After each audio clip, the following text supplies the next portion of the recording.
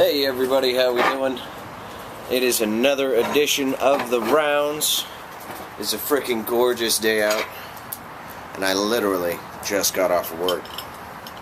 So you can imagine, it's time to enjoy something cold, frosty, and oh so delicious. This is a Port Brewing Shark Attack. It's a double red ale. Port Brewing is actually out of San Marcos, California. Has only been available in my area for give or take a month. And I've had 3 of their beers, and 2 of those beers have absolutely blown me away. Really impressed me with the quality. This is the first one I thought I'd share with you guys. It is a double red ale, sort of like the Kingpin that I talked about before, but there is a substantial difference, and you should see that almost as soon as this hits the glass. This is going to pour much thicker. It is a good bit heavier in terms of the body. There's a lot of crystal malt in here.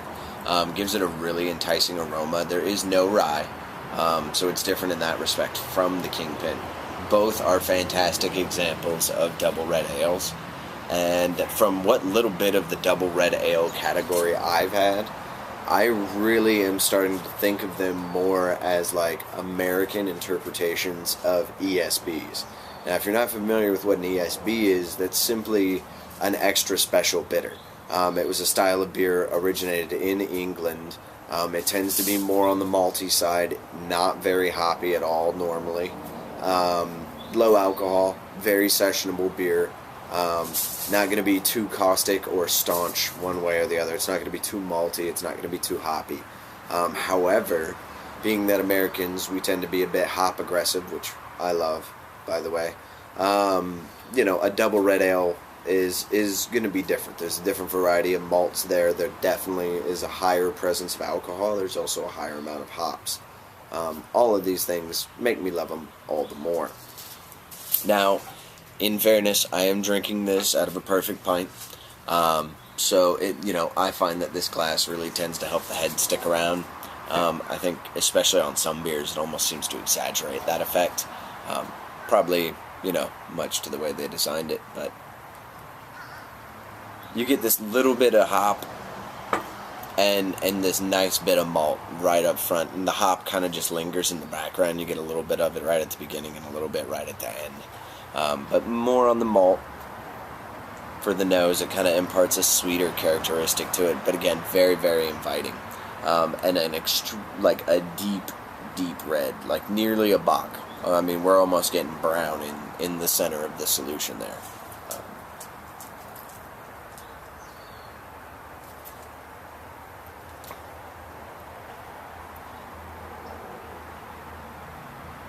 The malt definitely presents itself up front, and then you do get a hop characteristic that kind of, it hits you and then it fades a little bit and then comes back to linger.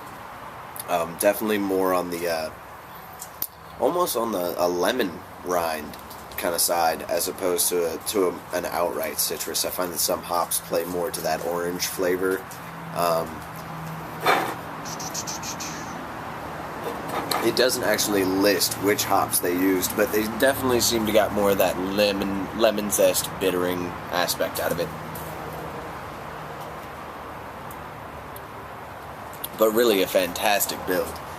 Still a great balance there. I think the malt just kind of leads you into that hop profile really nicely. This is 9% alcohol by volume, so if you decide to get a bunch of these, just be wary. After your second one, you're definitely going to feel it.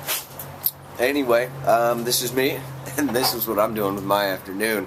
I hope you guys are having a good beer with good people. We'll see you next time.